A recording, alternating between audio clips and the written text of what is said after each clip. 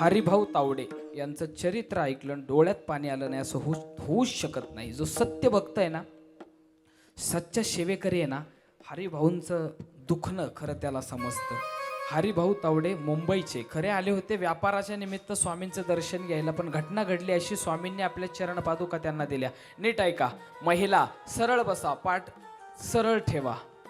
आपण स्वामी कथा ऐकतोय. काय ऐकतोय? स्वामी कथा. कथा हे ऐकताय ना तुम्ही, ही एक भक्ती आहे. तुम्ही श्रवण भक्ती करताय, मी कीर्तन भक्ती करतोय. ही भक्तीच चाललेली आहे. तुम्ही ऐक बरं. आता भक्ती करताना मग कसं बसावं?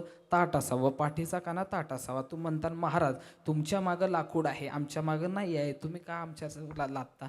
तसं नाही. स्वामींची कृपा तुमच्यावर व्हावी. एकचित्त होऊन, सावधचित्त होऊन बाळ अख्खं चरित्र त्यांचं आपल्याकडे सांगणंच होणार नाही. हरिभाऊ तावडेंच्या फक्त चरित्राला आपण हात लावून पुन्हा महानिर्वाणाकडे येणार आहे आणि तिथून पुढे आपल्या कथेला आज विराम देणार आहे.